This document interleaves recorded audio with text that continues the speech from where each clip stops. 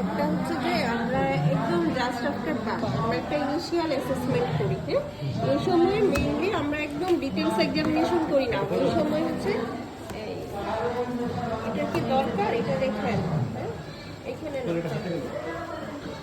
আচ্ছা একদম just after birth আমরা একটা ইনিশিয়াল অ্যাসেসমেন্ট করি। ওই সময় আমরা পা থেকে মাথা পর্যন্ত ডিটেলস করি না। ওই সময় আমরা দেখি যে ওর মানে ট্রানজিশনটা ঠিক মতো হচ্ছে কিনা, মানে হচ্ছে ওর মানে কালার, হ্যাঁ, তারপর হচ্ছে রেসপিরেটরি রেট, হ্যাঁ, হার্ট রেট, হ্যাঁ, তারপর হচ্ছে কোনো মানে ডিস্ট্রেস আছে কিনা, তার অবভিয়াস কোনো ম্যালফরমেশন আছে কিনা, হ্যাঁ, তারপর মানে কোনো গ্রস কনজেনিটাল ম্যালফরমেশন, যেটা হচ্ছে যেমন আমরা হচ্ছে ক্লেফট প্যালেট আছে কিনা দেখি, হ্যাঁ, তারপর হচ্ছে অ্যানাল ওরিফিস আছে কিনা দেখি। এইগুলা মানে ওকে হচ্ছে ফিডিংয়ে আমি মার কাছে দিব, তার আগে আমি একটা ইনিশিয়াল অ্যাসেসমেন্ট করে দিই। হ্যাঁ, ডিস্ট্রেস থাকলে তো আমি ফিডিংয়ে দিব না। হ্যাঁ, ওই রকম একটি।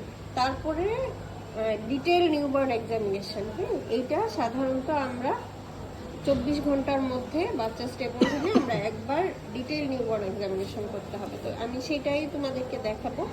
এখন কথা হয়েছে এক্সামিনেশনের সময় ধরো বাচ্চা মায়ের কোলে আছে, মায়ের কোলে খুব কমফোর্টেবলি আছে, তাকে আমি কখনো নিচে শোয়াবো না। আমি মায়ের কোলে রেখেই মাকে বলবো একটু আলগা করে ধরতে, মায়ের কোলে রেখেই আমি বাচ্চাটাকে যেগুলা দেখা যায় সেগুলা দেখে ফেলবো। হ্যাঁ, বাচ্চা ঠান্ডা এনভায়রনমেন্ট, তাহলে আমি ওয়ার্মার ছাড়া কখনোই বাচ্চাকে ফুল ওপেন করবো না। গ্রেডিয়েন্ট ওয়ার্মারে যদি থাকে তাহলে আমি নর্মালি এক্সপোজ করে এক্সামিনেশন করবো বাচ্চাকে। ওটা হচ্ছে যে কন্ডিশন থাকে সেই অনুযায়ী আমার নিতে হবে। আমার শীতকালে পরীক্ষা হইলে বাচ্চাকে একবারে পুরো এক্সপোজ করবো না। তোমাকে কেউ কিছু বললে তুমি যদি যুক্তি দেখাও তোমাকে কেউ কিছু বলবে না। তাহলে প্রথমে আমি নিউবর্ন এক্সামিনেশনের আগে হাত ধুবো, হ্যান্ড ওয়াশ নিব, হেক্সিসল ওয়াশ নিব। তারপরে আমি হচ্ছে ধরো বাচ্চাটা এরকম একটা ওয়ার্মারের নিচে আছে, হ্যাঁ, তাহলে আমি কি করবো প্রথমে একটু এক্সপোজ করব, হ্যাঁ, খুব জেন্টেলি, যেন বাচ্চাটা কাম এন্ড কোয়াইট আছে, সেজন্য কান্নাকাটি শুরু করে না দেয়। হ্যাঁ, এটাও খুব আস্তে, হ্যাঁ হ্যাঁ, তখন আমার কোনো সমস্যা নেই, সেটা পুরো করা যাবে না। হ্যাঁ, আমি একটু রাখলাম, কিন্তু আইডিয়ালি হ্যাঁ ওইটা তো পারমিশন তো কনসেন্ট তো নিয়েই আমি শুরু করবো।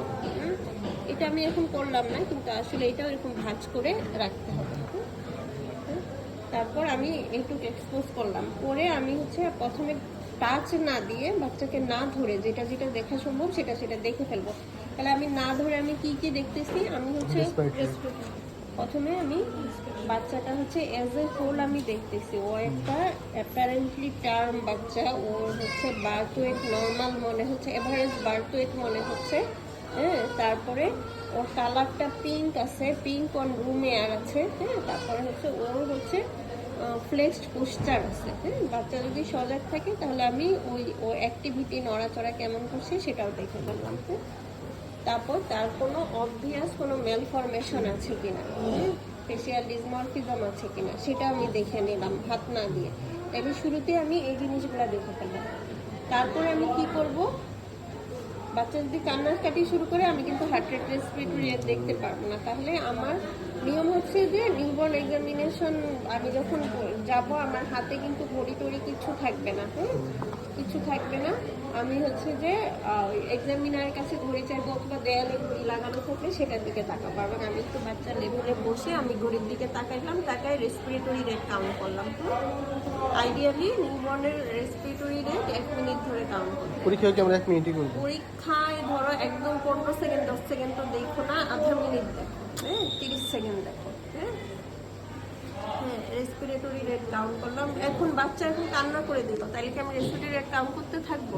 থাকবো না, আমি তখন অন্য কিছু করবো। তারপর রেসপিরেটরি রেট দেখলাম, এরপর হচ্ছে স্টেথো। এখানে একটা কথা বলি, আমি যখন আমার হাতে হেক্সিসল ওয়াশ নিলাম তখনই আমার গলায় তো স্টেথো আছেই ঝুলানো, আমি স্টেথোটাও ক্লিন করে ফেলবো, নাহলে পরে আমার ড্রাই করতে সময় লেগে যাবে। তাহলে আমি হচ্ছে স্টেথোটা বসায় আবার ঘড়ির দিকে তাকায় হার্ট রেট কাউন্ট করবো। হার্ট রেট 10 সেকেন্ড দেখো, কোনো সমস্যা নেই। তারপর আমি 4টা এরিয়াতে হার্ট সাউন্ড দেখবো।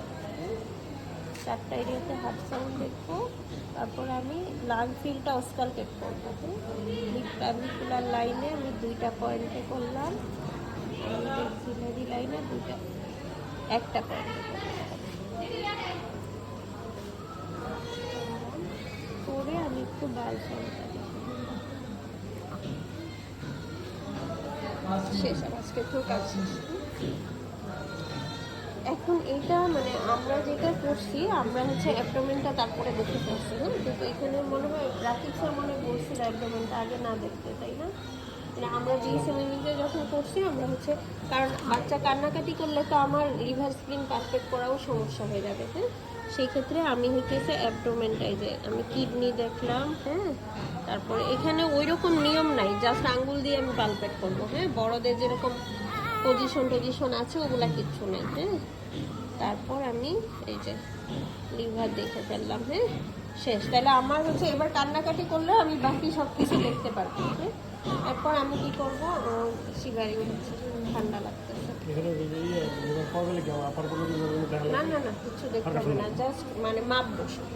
লিভার স্প্লিন যদি পাই তাহলে মেজারিং টেপ দিয়ে মাপতে হবে। হ্যাঁ, এবং গলায় কিন্তু মেজারিং টেপ ঝুলানো থাকতে হবে। হ্যাঁ, তারপর আমি আসি এবার আমি মাথা থেকে পা পর্যন্ত দেখবো।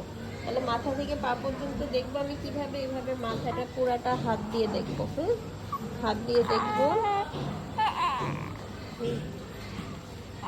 হাত দিয়ে দেখলাম। তাহলে মাথায় কি কি দেখলাম আমি, ফন্টানালি সুচার দেখলাম। হ্যাঁ, ফন্টানালি দেখলাম। তারপরে এদিকে আমি কেফালোহেমাটোমা আছে কিনা দেখলাম, কেপুট দেখলাম, সাবএপিনেটিক হেমোরেজ আছে কিনা দেখলাম। হ্যাঁ, অথবা মাথায় আদার কোনো অ্যাবনর্মালিটি আছে কিনা দেখলাম। দেখে আমি একবার এই যে কানটা এইভাবে দেখে ফেলবো কোনো ম্যালফরমেশন আছে কিনা। হ্যাঁ, বাচ্চা যদি কান্নাকাটি করে তাহলে আমি এই যে টর্চ দিয়ে দেখলাম। হ্যাঁ, টর্চ দিয়ে ভিতরে দেখবো। তারপরে হচ্ছে নাকটা দেখবো। হ্যাঁ, চোখগুলো এমনি একটু দেখবো, টর্চ দিয়ে দেখবো। টর্চ দিয়ে এইভাবেই দেখবো। হ্যাঁ, টর্চ দিয়ে একটু দেখতে পারি, সমস্যা নাই। যখন মুখ দেখবো তখন একসাথে নাকটা দেখতে পারবো। বাচ্চা যদি কান্নাকাটি না করে সেই ক্ষেত্রে মুখ দেখার জন্য সেক্ষেত্রে একটু ট্রায়াল করবো, এই যে হা করে করতে, মানে পরিস্থিতি অনুযায়ী। দেখতে না পারলে এটা নিয়ে খুঁচানোর কোনো দরকার নেই। হ্যাঁ, চেষ্টা করে রেখে দিব। হ্যাঁ, তারপরে চোখটাও খালি চোখে দেখবো। হ্যাঁ, তারপরে একই সাথে আমি ওএফসি দেখে ফেলবো। হ্যাঁ, এবং ওএফসিটা দেখতে পারতে হবে। মেজারিং টেপ আছে, আমি তোমাদেরকে দেখাইছি ওএফসি দেখো।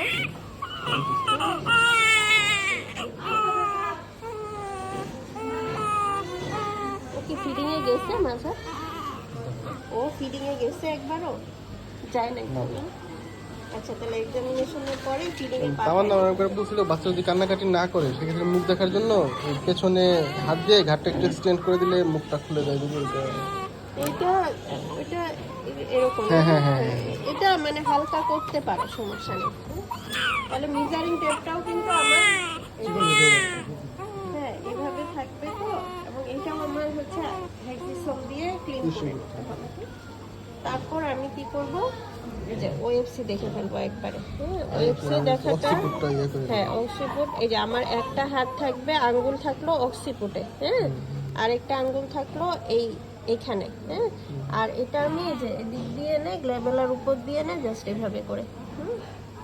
তাহলে OFC 34.5, I want to measure it in the plot it in the chart. শেষ।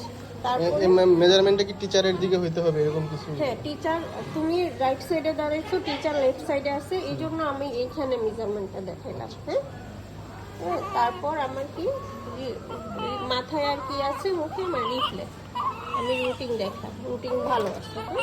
তারপর আমি কি বলবো, I want two wash my hand to C the sucking reflex. তারপর আমি কি করব, জন্ডিস, তাই না? জন্ডিস এভাবে ধরে আমি ছেড়ে দিলাম। এখানে হালকা একটু মনে হইতো। হ্যাঁ, তাহলে আমি চেস্টে চলে যাই, একবারে আমি সিআরটিও দেখে ফেলি। হ্যাঁ, 1 2 এখানে হালকা জন্ডিস আছে, প্লাস সিআরটি আমি নর্মাল পাইছি। তারপরে আমি কোথায় চলে যাই, অ্যাবডোমেনে চলে যাই।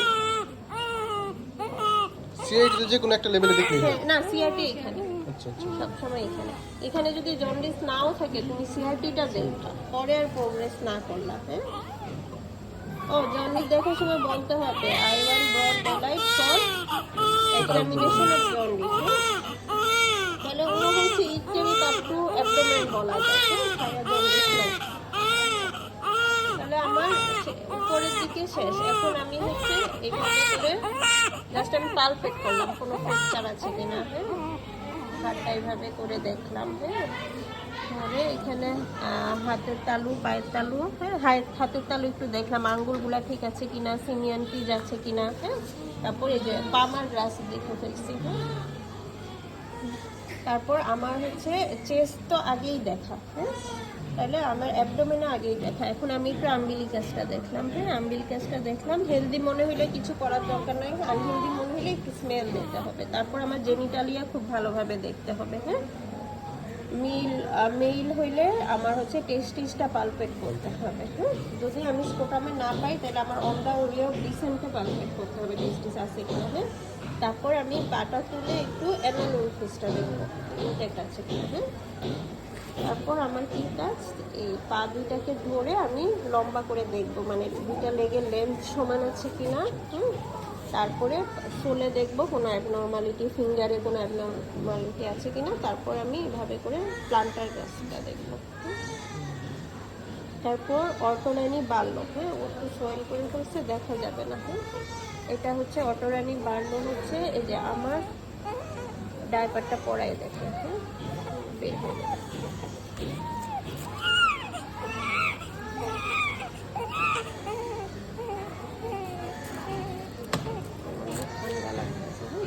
অটোরানি বাড়লো, এটা হচ্ছে আমি এভাবে করে এই যে আমার মিডল ফিঙ্গার দিলাম হচ্ছে গ্রেটার টোকেনটা রেখে, গ্রেটার টোকেনটার, আর এটা হচ্ছে মিডিয়াল সাইড অফ দ্য থাই, হ্যাঁ, এভাবে দিব। দিয়ে আমি হচ্ছে প্রথমে আমি এভাবে করে বাইরে এটা এটা হচ্ছে ফিমারের হেড ভিতরের দিকে যাচ্ছে, আমি পা বাইরের দিকে নিচ্ছি কিন্তু ফিমারের হেড ভিতরের দিকে যাচ্ছে, হ্যাঁ। আর এটা আগে হচ্ছে বার্লো করতে হবে, হ্যাঁ, এটা বাড়লো, এটা বললাম বাইরে আসবে, হ্যাঁ, এটা হচ্ছে বার্লো আর এটা হচ্ছে অটোরানি, হ্যাঁ। তাহলে আমি ডিডিএইচ আছে কিনা দেখলাম, হ্যাঁ। তারপর আমি কি করব, এভাবে করে ব্যাকে যাব, ব্যাকে গিয়ে একদম ব্যাকটা পুরো পালপেট করব। তারপরে আমি হচ্ছে মোড়ো তোমরা ফ্রিজের ওরা একটু উপরে উঠায় দেখাইছিল, আসলে জাস্ট এরকম, হ্যাঁ, জাস্ট এরকম হাত রাখবো, মাথায় একটা হাত রাখবো, জাস্ট এরকম একটু ছেড়ে দেবো, হ্যাঁ। এটা হচ্ছে মোড়ো।